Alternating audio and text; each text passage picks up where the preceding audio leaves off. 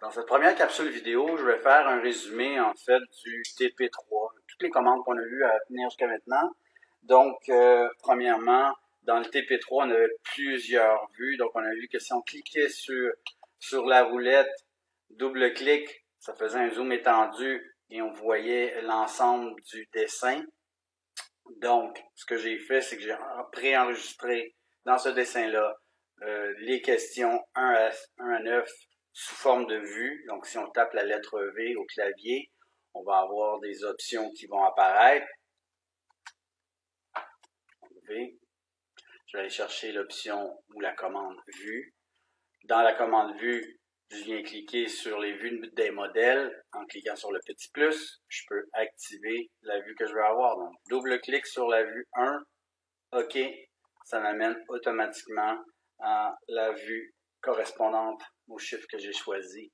Ceci étant dit, ici dans cette première vue, comme dans les premiers TP, on dessinait les formes avec des lignes et on s'est servi de angle droit. Donc dans le tableau ici en bas, j'ai le mode orthogonal, le mode polaire, donc les deux principaux types pour dessiner. Donc orthogonal va me permettre de déplacer mon curseur seulement qu'à angle droit. Donc, je peux cliquer un point de départ quand je viens chercher ma commande ligne et automatiquement, mon curseur va se placer soit à l'horizontale ou à la verticale, dans le sens que je veux. Donc, je place mon curseur dans l'angle correspondant. J'entre les différentes données pour faire le contour. Je fais ma forme. Si je me suis trompé dans une des distances, au lieu d'arrêter de recommencer, je peux faire U pour annuler et ça annule le dernier segment. C'est aussi bon pour les options de polyligne aussi. Donc, je recommence, je continue ici plutôt 10 pieds, je descends 5 pieds, 5 pieds, 1 pied 2, et je m'aperçois qu'il me manque un bout de ligne en bas, donc je vais faire Enter. Enter à nouveau, j'accède à la commande ligne puisqu'il a gardé en mémoire la dernière commande que j'ai faite et je peux cliquer mon point pour continuer ma ligne à l'endroit où je veux. L'épaisseur des murs ici, si je fais un zoom, c'est 4 pouces et demi. Donc, on a vu qu'avec l'option décaler, je choisis ma commande. On me pose la question, spécifier la distance de décalage. Donc, 4-1/2.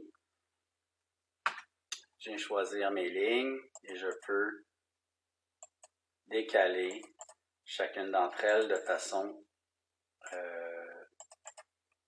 indépendante puisque c'est des lignes.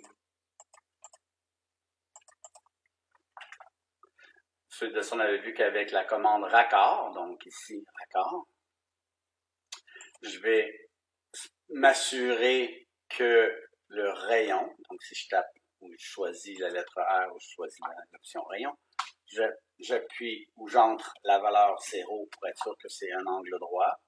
Donc je peux sélectionner, Enter, faire une après l'autre mes commandes. Donc j'ai fait un Enter entre chacune de mes commandes.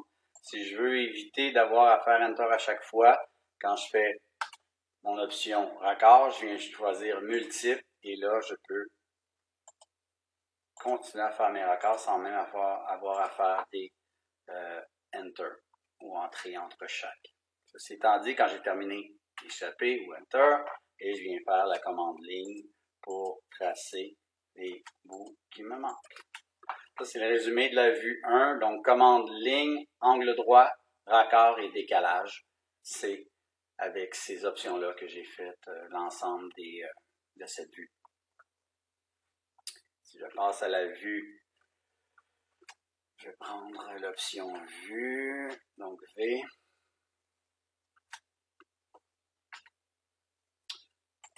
Je viens choisir la vue numéro 2. Dans la vue numéro 2, même principe. Donc, au lieu d'utiliser ligne, j'utilise polyligne. Donc, l'avantage d'utiliser les polylignes, c'est que les segments que je dessine vont être unis ensemble, donc ils vont être collés les uns aux autres. Donc, quand je vais les répéter, ils vont se répéter en un tout. Ceci étant dit, je vais prendre la commande polyligne, je vais cliquer mon point, ça fonctionne comme avec ligne et je vais utiliser encore mon mode angle droit, c'est des lignes droites que je fais, donc 1 pied 2 vers le bas, 16 pieds pour la ligne du bas, 7 pieds, je me tasse de 2 pieds à l'horizontale, je monte de 4 pieds vers le haut, 6 pieds. Donc, je suis les dimensions qu'on m'indique là pour faire mon périmètre. 4 pieds, 8 pieds, donc 8 apostrophes évidemment pour dessiner en pieds. Le signe des pouces étant facultatif, je n'ai jamais de spécifier. 3 pieds, 2, enter. Je termine ma chose, en fait ma polyligne, en faisant enter. Donc si je clique dessus, je vois bien que tous mes segments sont bien unis. Si jamais vous avez fait une erreur en cours de route, donc vous avez fait votre commande polyligne, vous avez fait des segments, vous êtes trompé dans une des longueurs U pour annuler, et vous reprenez où vous étiez rendu. Donc, en tout temps, si je ne sors pas de la commande et je tape la lettre U, c'est l'équivalent de annuler. Donc, je vais pouvoir annuler le dernier segment. Si j'ai arrêté ma commande, puis j'ai repris polyligne, et je continue ma forme, je vais apercevoir que ça va générer deux entités ou deux polylignes distinctes. Pour les unir, double-clic ou l'option P-Edit. Donc, dans le cas que mon objet est une polyligne, je double-clique dessus, j'ai mes options qui viennent de s'afficher. Je vais lui demander de joindre, donc J pour joindre mes deux polylignes ensemble. Et maintenant, donc je peux faire plusieurs segments de lignes ou de polylignes et les unir ou les joindre ensemble pour faire un tout. Okay? Donc, si j'ai fait des erreurs, je peux, sans avoir à recommencer tout, le refaire. Okay? Donc, dans cette commande-là, on a vu que, effectivement, visuellement, on voit la différence entre une ligne et une polyligne. On voit une épaisseur ici. C'est voulu, en fait. Je voulais que ce soit visuel, donc on a mis une épaisseur dans la polyligne. Si on ne veut plus l'épaisseur, double-clic sur la polyligne et je viens ici cliquer sur largeur et je ramène mes segments à la largeur 0, donc une ligne fine à ce moment-là. Okay? Donc, je peux toujours changer l'épaisseur de la polyligne au besoin. Je vais utiliser décaler encore une fois avec la même distance, 4 pouces et demi. Je sélectionne ma polyligne et je vais vers l'intérieur. Et vous remarquez que je n'ai pas à faire de raccord. Tous les raccords sont déjà faits. Si je veux fermer ma polyligne pour que les deux entités soient unies ensemble ou jointes, je viens faire une ligne entre les deux. Donc, je vais me rapprocher un peu. J'ai fait une petite ligne ici. Je double-clique sur une de mes deux polylignes et je vais lui demander de joindre les autres segments à celle-là. Donc, le petit bout que j'ai ajouté, le segment qui représente l'intérieur de mes murs. Quand je fais Enter, mes objets sont unis ensemble. Si je veux fermer la forme ici, j'ai l'option clore la polyligne, donc il va rajouter le segment. Donc, peu importe la longueur, la distance entre les lignes, il va rajouter une ligne pour fermer ou clore la forme. Donc, pas besoin d'ajouter de ligne ici. Je vais faire C pour clore et ma forme est bien fermée. Donc, si je fais Enter ou échapper, je vois bien que tout mon objet. Donc, l'avantage d'utiliser polyligne quand je décale, les raccords sont faits. Deuxième chose, quand j'ai uni mes trucs, je peux aisément choisir le calibrage correspondant. Si c'est un mur intérieur ou une cloison, donc je peux choisir le calque sur lequel placer et j'ai juste à sélectionner un objet et tout le calibrage se fait en une étape. Donc, plus souvent possible, on va utiliser les polylignes dans nos objets. Donc, beaucoup plus précis, beaucoup plus facile de les manipuler. Donc, si j'ai à les déplacer, par exemple, déplacer, je prends un point de départ, je le déplace, ça va être beaucoup plus facile.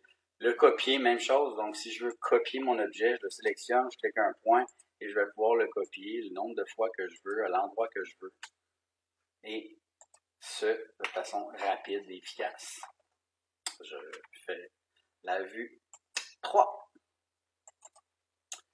Donc, dans la vue 3, on avait vu l'option chanfrein. Chanfrein, polyligne à l'intérieur. Donc, ici, le but, c'est de faire abstraction les angles qu'on a ici. Donc, on dessine la forme comme si elle était rectangulaire ou en angle droit ici. Donc, je fais vraiment mon périmètre. Encore une fois, avec polyligne, je vais faire mes dimensions. Ici, dans le bas, au lieu de faire 11 pieds, je vais faire 11 pieds plus 4 pieds, soit 15 pieds horizontal. Donc, je ne fais pas les angles pour l'instant. Je fais le total ici, 13 pieds. Je fais le total horizontal, 8 plus 2, 10 pieds. Ici, je vais descendre de 6 pieds. Et vous remarquez, je n'ai pas fait les angles. 5 pieds de largeur et je descends de 2 pieds, 2 pouces. À partir d'ici, je peux double-cliquer dessus pour changer la largeur et la ramener à 0. Ma ligne est fine.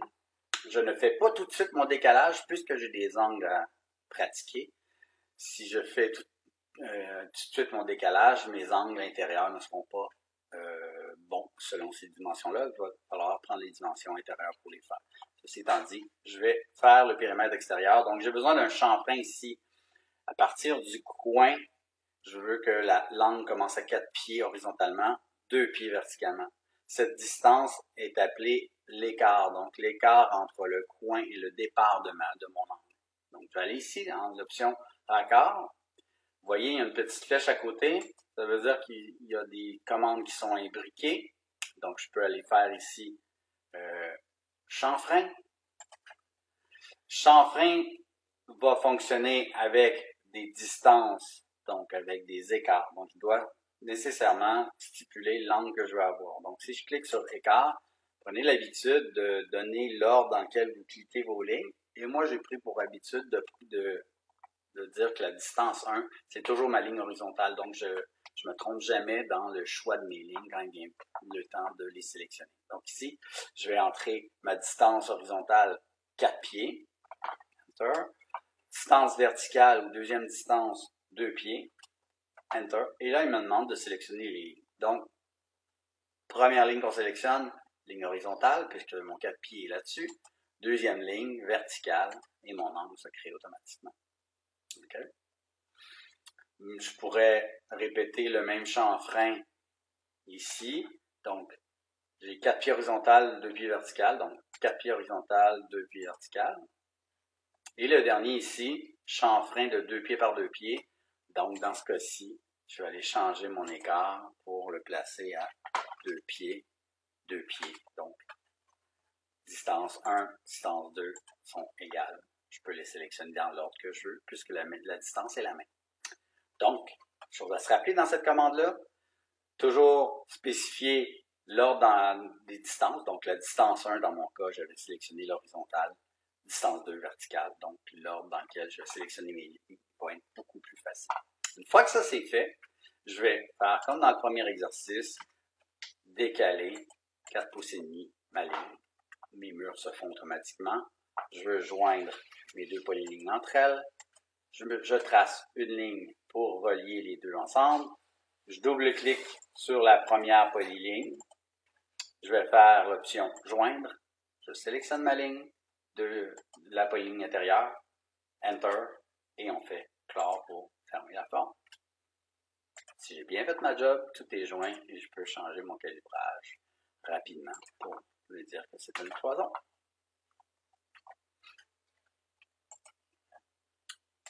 À la vue 4, c'est l'option rectangle qu'on veut exploiter un petit peu ici.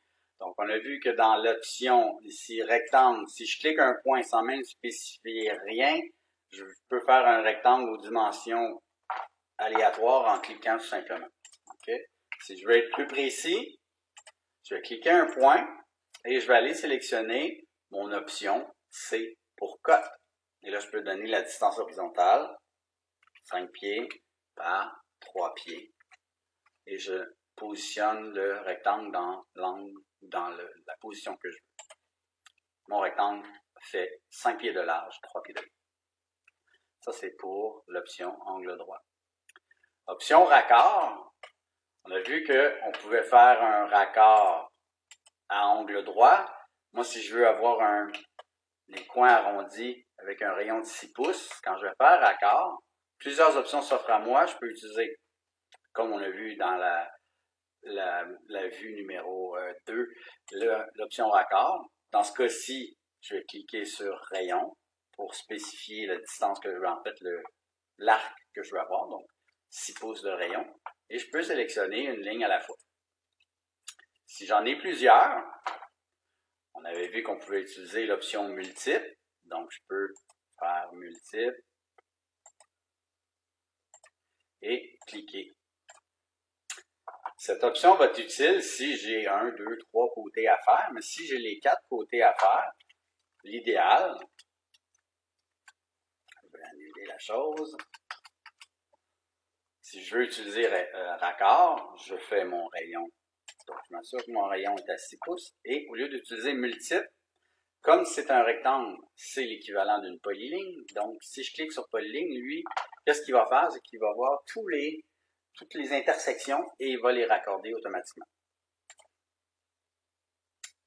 C'est le même principe si je fais chanfrein. Si je veux aller un petit peu plus loin avec mon option de rectangle, je peux, avant de cliquer un point et donc avant d'entrer les dimensions, lui mentionner que je vais faire l'option raccord à l'intérieur de mon rectangle. Okay? Donc, si je fais R, 6 pouces, quand je vais cliquer un point puis je vais dessiner, mes coins sont déjà arrondis et peu importe la dimension de mon rectangle. Okay? Évidemment, si mon rectangle est plus petit que 6 pouces, les rayons ne pourront pas se faire. Donc, au-dessus de 1 pied, au-dessus de 6 pouces, le raccord va pouvoir se faire. Ceci étant dit, si je fais C pour cote, AutoCAD se rappelle la dernière dimension que j'ai faite. Donc, si ma distance horizontale, 5 pieds, c'est bon, je fais Enter. Distance verticale, 3 pieds, c'est bon. Donc, je peux faire des raccords automatiques avec l'option rectangle. Je peux faire aussi des chanfreins. Donc, au lieu d'utiliser raccord, je peux lui dire chanfrein. Je vais avoir un chanfrein de 12 pouces. Donc, les dimensions vont être égales 12, 12. Quand je vais cliquer un point, mon rectangle va être avec les coins chanfreinés. Si je fais cote, 5 pieds. En tout temps, si je ne veux plus avoir les rayons ou raccords, il suffit de ramener la valeur à 0. Donc, si je fais un chanfrein 0, 0, je clique un point, mon rectangle redevient à angle droit. Donc, à nous de choisir si les coins sont arrondis ou à angle droit, selon le cas.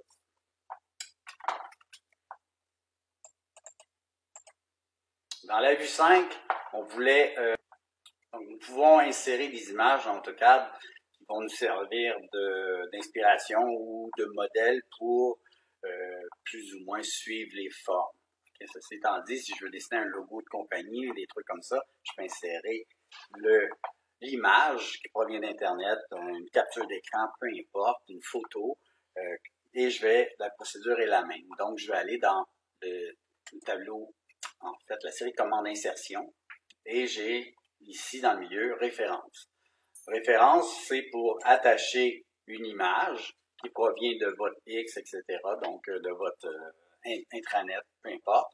Donc, on peut aller chercher l'image qu'on veut avoir. Par exemple, j'ai une image ici que je veux insérer. Je la sélectionne. Ça s'insère comme un bloc, donc je vais spécifier son point d'insertion, la grosseur de l'image. Donc, je vais cliquer pour insérer l'image et je vais l'agrandir au besoin. On s'entend que j'ai inséré l'image de façon aléatoire, en fait, et la dimension aussi n'est pas précise. Donc, ça va être à moi de dessiner, et une fois que ça va être dessiné, de mettre en proportion le dessin que j'ai fait et de convertir en polyligne s'il y a lieu. Ceci étant dit, je vais aller, en début, je vais aller me choisir un calque pour bien voir ce que je suis en train de dessiner. Donc, je peux utiliser, là, peu importe, là, un calque vert juste pour qu'on puisse voir ce que je suis en train de dessiner. Donc ici, je vais utiliser ligne pour dessiner, et il n'y a pas de précision ici, là, donc c'est juste un guide, là, je vais dessiner tout simplement des lignes droites. Si je veux faire ma petite ligne en angle, je vais enlever le mode orthogonal et je vais pouvoir tracer ma ligne en angle ici. Par la suite, je vais utiliser l'option arc 3 points qui va me permettre de cliquer un point de départ, le point milieu et la fin de mon arc. Quand je fais Enter, AutoCAD se souvient de la commande que j'ai faite. Donc, si je fais Enter et une autre fois Enter, il va continuer l'arc en fait que j'ai dessiné au préalable et il va me permettre d'avoir une fluidité, une continuité dans mon arc. Ici, je peux dessiner, je me rapproche un petit peu, dessiner notre arc ici, notre arc pour terminer ma forme. Et si ma courbe est trop accentuée, je peux la sélectionner et modifier ma courbe au besoin. Une fois que j'ai terminé de mon image, je retourne dans Insertion et je vais aller sélectionner le tableau des références. La petite flèche ici, c'est le tableau des références externes. Donc, ce tableau-là va me permettre de sélectionner mes images et les détacher automatiquement. Donc, je vois que j'ai seulement mon TP3 DWG qui est actif. Donc, j'ai aucune image. L'avantage de les détacher au lieu de les supprimer, c'est que l'image n'est plus liée à votre dessin, donc vous n'aurez jamais de message d'erreur vous disant que il manque une image, quoi que ce soit. Donc, dans ce cas-ci, le dessin est totalement libre de toute référence. Ceci étant dit, on veut convertir mes lignes pour faire une polyligne, puisque je veux que toutes ces lignes-là puissent se sélectionner en même temps. Donc, ce que je vais faire, je vais utiliser l'option P-Edit.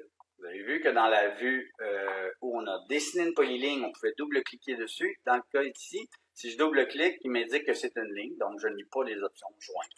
Ce que je vais faire à ce moment-là, je vais taper les deux premières lettres, P-E pour P-Edit. Je vais sélectionner ma commande. Je vais sélectionner une ligne. Il va me poser une question. Voulez-vous transformer votre ligne en polyligne? C'est ce que je vois dans le bas de mon écran. En parenthèse, O pour oui, donc Enter. Ma ligne est maintenant une polyligne. Et là, je vais pouvoir faire joindre toutes les autres. Donc, si vous voulez sélectionner plusieurs lignes, cliquez à côté de votre objet, lâchez votre souris et déplacez-la pour faire une fenêtre de sélection. La fenêtre de sélection verte prend tout ce qu'elle touche et tout ce qui est inclus dedans. Et la fenêtre bleue prend tout ce qui est en fait, tout ce qui est à l'intérieur de ma fenêtre. Okay? Donc, ça veut dire que si je faisais un exemple ici, là, si je fais une fenêtre bleue, qu'est-ce qui va être sélectionné? Que la ligne horizontale dans le bas, puisque c'est seulement qu'elle qui est au complet dans ma fenêtre. Donc, dans ce cas-ci, je veux tout avoir mes lignes. Donc, vous avez vu, là, je peux sélectionner à plusieurs reprises. C'est pas grave. L'important, c'est que toutes mes lignes deviennent en pointillés pour m'indiquer qu'elles sont toutes sélectionnées. Si je fais Enter, on m'indique ici que ma polyligne est fermée. Pourquoi je vous dis ça? Si je regarde dans le bas, je n'ai pas l'option classe. Ça veut dire que ma polyligne, elle est bel et bien fermée. Si je clique dessus, c'est un objet en entier. Présentement, si je viens dans le début et je prends mon petit ruban à mesurer, je clique là-dessus, on m'indique ici que j'ai une moulure de 4 pouces 3 quarts. Moi, j'aimerais ça que ça fasse 6 pouces ou avoir une dimension très précise. Donc, ça peut arriver des fois, vous allez insérer une image, puis vous avez des dimensions avec des fractions bizarroïdes. C'est normal. Le but ici, c'est de placer mon dessin en proportion. Donc, je vais utiliser l'option échelle. Je sélectionne mon objet. J'ai fini de choisir Enter. Il me demande de spécifier le point de base. Donc, je vais cliquer sur l'objet. Et là, je peux agrandir de façon aléatoire. Ou, si je veux vraiment avoir une précision, je vais utiliser le mode référence. Donc, référence, il me demande la longueur actuelle. Donc, la longueur que je veux ajuster, là, c'est la ligne qui est en arrière ici, qui représente la hauteur de ma plainte. Donc, premier point. Deuxième point, il vient de mesurer la longueur. Et c'est à moi maintenant de spécifier la longueur que je veux obtenir. Donc, peu importe le chiffre que vous allez écrire là, il va faire le rapport et le mettre en dimension à la dimension que vous avez besoin. Donc, si je reprends mon ruban mesuré, ça mesure bien 6 pouces. Je vais passer à la vue suivante. Donc, ça, c'était la vue c'était la vue 5. Donc, on s'en va à la vue 6. la vue 6, le but c'est de corriger un plan avec la commande étirer. Donc, première étape, on met toutes les cotes pour avoir les références, donc avoir les mêmes références sur les deux plans. Le plan de droite étant celui à corriger, si je vérifie les dimensions, on essaie d'analyser le plan. Donc, cote du haut 15 pieds 10, donc en longueur, j'ai un 10 pouces de trop. Il faut descendre d'un cran et voir si les cotes intermédiaires sont identiques. Donc ici, les 4 ou 5 premières cotes sont identiques et je vois ici que la dernière, j'ai un 10 pouces de trop ici. Donc, ça va être nécessairement ce mur-ci qui va bouger vers la gauche de 10 pouces. Il faut aussi regarder les cotes du bas pour savoir s'il y a des dimensions qui diffèrent, et c'est le cas. Toutes mes cotes sont identiques ici, sauf la dernière. Donc, c'est vraiment là le mur qui est ici qu'on doit déplacer. Donc, si je récapitule, la commande étirée fonctionne avec une fenêtre de sélection verte. Donc, je dois nécessairement cliquer à droite de mon objet que je veux déplacer. Chose à se rappeler, tous les éléments qui vont être au complet dans ma fenêtre vont être déplacés. Les éléments que je vais toucher avec les rebords de ma fenêtre, c'est celle-là, c'est ces objets-là plutôt, qui vont être soit allongés ou raccourcis selon le cas. Donc, qu'est-ce qui détermine où est-ce que j'arrête ma fenêtre de sélection? Ben, c'est en fait, si ma dimension d'un pied 4 n'est pas bonne, c'est nécessairement, je vais sélectionner dans cette zone-là pour faire mon étirement. Si ma porte est 2 pieds 10 puis ça ne doit pas bouger, je dois nécessairement arrêter ma fenêtre de sélection avant de toucher à cette cotation-là. Donc, peu importe où je vais cliquer dans cette zone-là, aucun problème. Dès que j'excède, c'est là que mes changements vont s'apporter. Donc ici, je vais cliquer un point, Enter.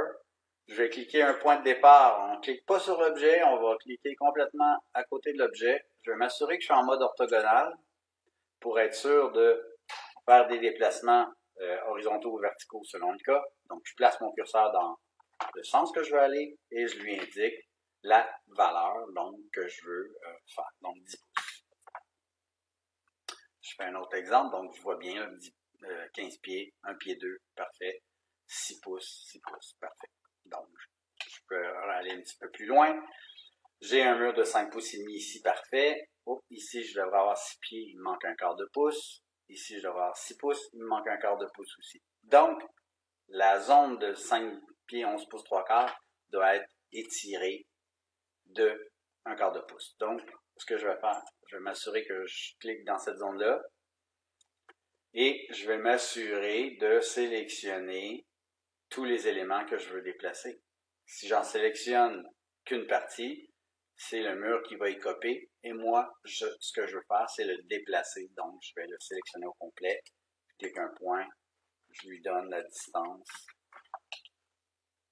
Je fais la même chose pour le haut, donc étirer. Je veux avoir un mur de 6 pouces ici. La dimension de 6 pieds est bonne, donc c'est nécessairement cette ligne-là qui doit monter. Je la sélectionne dans ma fenêtre de sélection et je clique un point et je lui indique la distance à corriger. Donc, même principe partout. Je vérifie toutes mes dimensions. S'il y en a qui diffèrent, je dois les changer. Donc ici, 2 pieds 4, 1 pied 11, 2 pieds 10, 3 pieds 5. Bon, il y a plusieurs éléments qui diffèrent ici. Donc, je vois ici que j'ai 5 pouces de trop gauche à droite. La dimension d'un pied ne doit pas bouger. 2 pieds 8 ne doit pas bouger. Mais le 1 pied 11 doit être ajusté.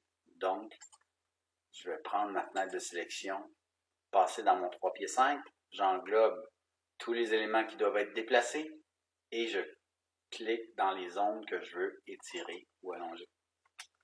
Je clique un point, je descends de 5 pouces.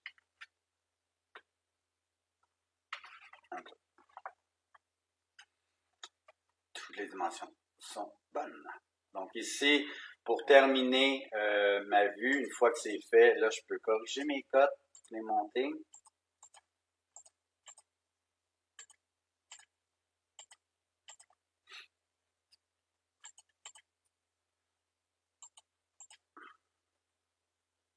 va, sélectionne mes différents codes, donc mes lignes, je ne veux pas qu'ils passent à travers mon plan.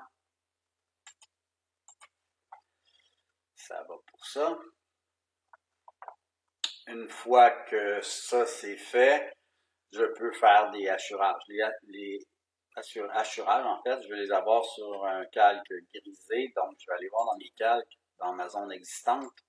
J'ai un calque pour les cloisons. Donc, solide cloison, c'est le gris pour l'intérieur des cloisons. Puis, mur extérieur, exemple, ça serait solide mur. Donc, cloison, je sélectionne mon calque. Je viens chercher ma commande hachurage. Et dans les hachurages, je vais sélectionner le type que je veux avoir. Dans le cas présent, je vais avoir une hachure solide. Okay? Je vais cliquer à l'intérieur des zones à hachurer.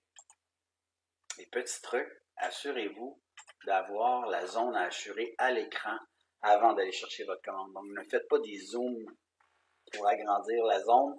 Assurez-vous que la zone à hachurer est complètement à l'écran. Ça va éviter des problèmes. Donc, ça, c'est la vue numéro 6. La vue numéro 7. Donc, même principe, je dois mettre les cotes, ajuster les dimensions et le petit défi final, c'était de centrer la porte dans le truc. Donc, pour les différentes dimensions à ajuster, je vais vous laisser vous amuser avec ça. J'ai déjà fait l'exemple dans la vue 6. Par contre, le dernier, c'est de positionner cette porte-là. Donc, je vais avoir une porte de 2 pieds 8. Je vais étirer un côté de 1/2 pouce par 2 pieds 8. Et au final, je veux que cette ouverture-là soit centrée dans l'espace. Donc, je vais faire l'option étirer. Je vais déplacer les deux côtés de mon ouverture pour que je puisse la positionner au bon endroit. Je dois calculer le point milieu de ma porte. Donc, Shift, je laisse mon doigt sur la touche Shift et bouton droit de souris. Je lui demande milieu entre deux points. Ce qui va faire en sorte que je vais pouvoir lui faire calculer le milieu de ma porte. Et comme point d'arrivée, milieu entre deux points. Encore une fois, premier point, deuxième point. Ma porte, elle est parfaitement centrée dans l'espace.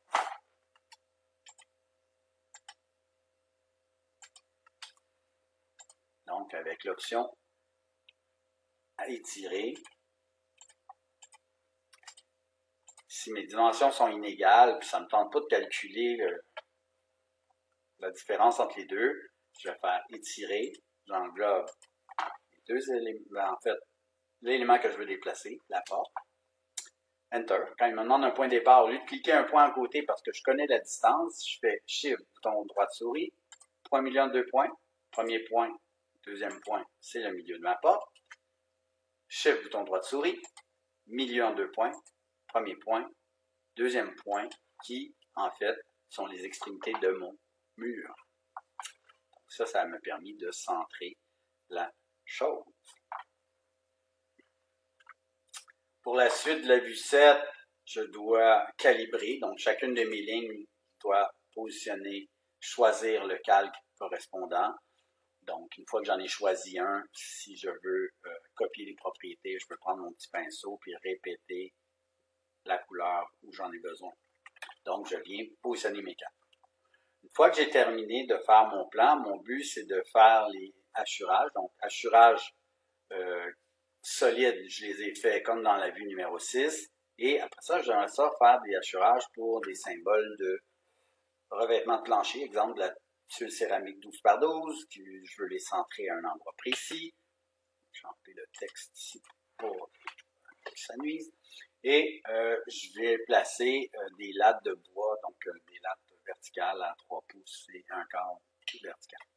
Ceci étant dit, et dans les deux cas, je veux avoir un point précis pour le positionnement de ma tuile et de mon plancher de bois. Je vais lui donner un point de départ. Ceci étant dit, je vais utiliser le calque correspondant pour les hachures, donc E fini. Donc j'active mon calque E fini. Je viens tracer des petites lignes pour faire la séparation entre mes deux pièces. Pourquoi? Parce qu'on a soit une moulure de transition ou un seuil de porte. Donc, je viens dessiner mes lignes ici pour fermer mes différentes pièces. Et je vais placer mes hachurages. Donc, je viens chercher ma commande hachurage. Je peux sélectionner des motifs qui sont déjà préétablis ou je peux aller sélectionner des paramètres supplémentaires. Donc, si je viens dans le bas, vous voyez, vous avez sélectionné les objets, annuler et paramètres. Donc, si je clique sur paramètres, je vais avoir d'autres options qui vont me permettre de utiliser les éléments prédéfinis qui sont là. Donc, ils vont tous être là dans ma liste. Je peux aussi les voir de façon visuelle. Et je peux définir moi-même l'espacement de mes lignes. Donc, définir par l'utilisateur, je peux choisir l'angle. Je peux lui dire, si c'est un carrelage, donc je fais double. Donc, il va faire horizontal vertical. Puis, si j'ai un angle, je peux faire des motifs à 45 degrés si je veux. Okay? Donc, pour l'instant, angle 0, double, et l'espacement entre mes lignes, 1 pied ou 12 pouces. Okay? Je vais choisir mon point de départ, donc définir le point d'origine.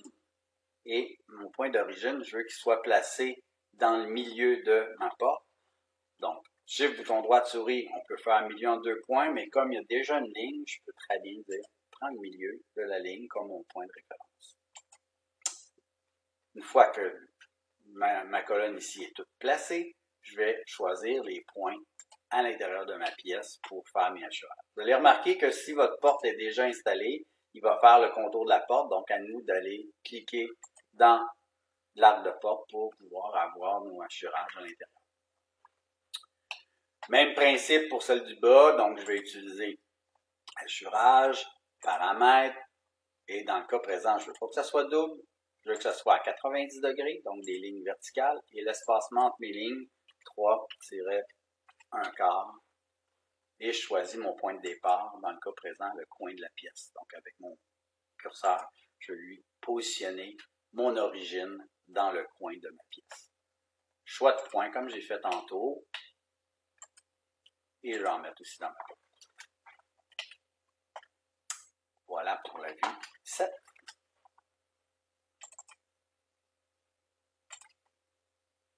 Vue 8, même principe, donc il n'y a pas d'ajustement à faire, c'est vraiment que du calibrage, que des hachures à faire, donc je vais vous laisser vous amuser avec ces différentes options-là. Donc un motif de 6x6 à 45 degrés qui part exactement dans le coin de ma pièce, donc l'origine. Point de départ dans le milieu de la pièce, donc n'oubliez pas, Shift milieu entre 2 points, je peux aller cliquer un point central d'une pièce en cliquant les extrémités, les diagonales de ma pièce. À la vue 9. À la vue 9, en fait, c'est de voir les différents objets d'accrochage qui existent. Donc, on a vu que si on faisait Shift, bouton droit de souris, on peut en activer. Ces objets d'accrochage-là sont temporaires, c'est-à-dire qu'ils vont être utiles. Ils vont être activés seulement qu'une fois et c'est celui-là que vous utilisez. Donc, on a plusieurs modes d'accrochage. Vous avez vu, à venir jusqu'à maintenant, on faisait des lignes, on peut aller s'accrocher aux extrémités et c'était voulu. Donc, dans les dessins, on peut activer des objets d'accrochage de façon permanente ou de façon temporaire.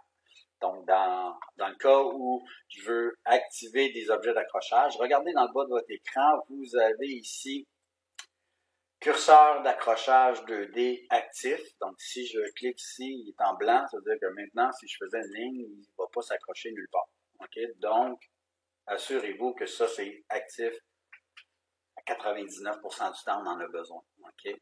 La petite flèche à côté va nous permettre d'aller activer de façon permanente des objets d'accrochage. Donc, si je clique un petit crochet ici, ça veut dire que le milieu va toujours être activé. Le cadran, donc je peux aller sélectionner ceux que j'ai besoin. Je vous suggère fortement d'utiliser extrémité, milieu, centre, intersection, perpendiculaire. Ça, c'est les standards qu'on va utiliser. Les autres, on les utilise à l'occasion, donc on peut aller les chercher avec Shift quand on en a besoin de façon temporaire. Okay?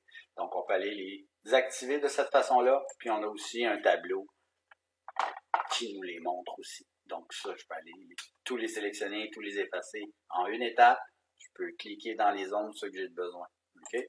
Donc, si on fait une petite récap, quand je fais une ligne, je peux aller cliquer une extrémité. Donc, l'objet d'accrochage, il est déjà là. Je l'ai sélectionné. S'il n'était pas là, je pourrais faire Shift et aller le choisir. Donc, extrémité, là, je peux y aller un à un en allant les sélectionner pour voir ce que ça donne. Donc, si je prends extrémité ici, c'est les extrémités des lignes auxquelles je vais pouvoir m'accrocher. Okay? Donc, je peux tracer. Et le but de cet exercice-là, c'est de faire des lignes au bon endroit. Okay? Donc, dans la ligne numéro 2, c'est milieu. Donc, je vais aller chercher milieu. Il va calculer le point milieu de ma ligne. Si je refais ligne et j'utilise centre, il va s'accrocher automatiquement au centre de mon cercle. Et ce, peu importe la longueur de la ligne que je vais faire. Si je prends mon option ligne et je prends nœud ou nodal, en fait, nodal, c'est un point. Donc, ça, c'est les points que vous voyez au bout des cotations. Donc, ça, c'est, on peut aller s'accrocher à ces points-là si besoin. Et cadran. Cadran, c'est les 4 points d'ancrage qu'on retrouve sur les cercles.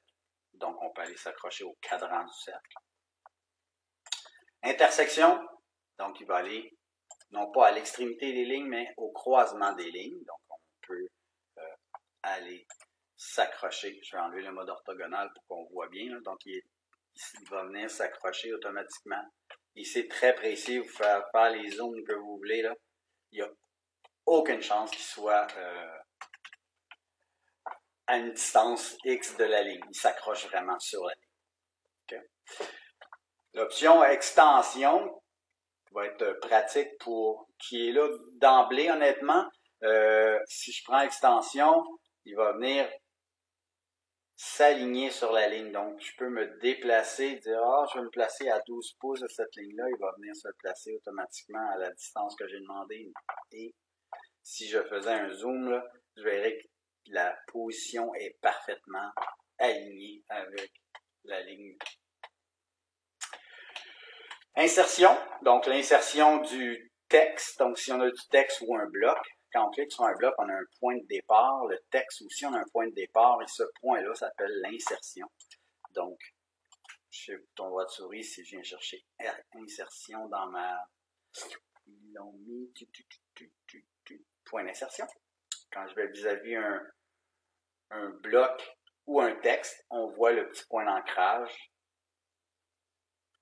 selon l'objet que je suis en train de dessiner. Donc, je peux aller placer une ligne parfaitement sous mon texte, parfaitement accroché à mon objet aussi. Perpendiculaire, c'est non pas un point de départ, mais un point d'arrivée. C'est-à-dire que je veux tracer une ligne à partir d'un certain point, puis je veux absolument, même si je ne suis pas en mode orthogonal, je veux absolument qu'elle soit perpendiculaire. Donc, si je prends l'extrémité, ça va être croche.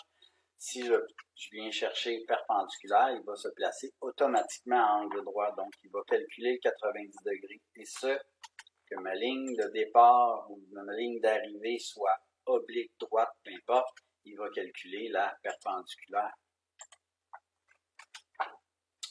Tangent, même principe que pour perpendiculaire, c'est un point d'arrivée. Donc, je clique un point, bouton droit de souris, je vais aller chercher tangent. Donc, il va calculer la tangente au cercle en fonction du point de départ que vous avez placé votre ligne.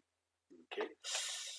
Proche, c'est en fait n'importe où sur la ligne. Mais je veux qu'il s'accroche sur la ligne, mais je n'ai pas besoin de précision en termes de distance ou d'extrémité, milieu, etc. Je veux qu'il s'accroche sur la ligne. Donc, peu importe où je clique, il est accroché à ma ligne. Intersection projetée. Intersection projetée, en fait, ça va être... si je prends ma ligne ici, ma ligne là, il va calculer l'intersection. et il va aller s'accrocher à l'intersection des deux lignes. Donc, je clique sur ma ligne ici, ma ligne là, et il vient ni plus ni moins simuler l'intersection des deux lignes. Très peu utile, honnêtement. Puis, ligne parallèle, ça aussi, retracer une ligne parallèle à celle-là, on sait très bien qu'on va utiliser décalé. On va pas se casser la tête à utiliser parallèle, puisque l'option décalé fait ça. Donc, il y a certains objets d'accrochage qu'on n'utilisera pas, mais je voulais le montrer, il existe, mais on ne l'utilisera pas vraiment. Donc, ça fait un tour d'horizon des objets d'accrochage que vous retrouvez dans le bas de votre écran ici.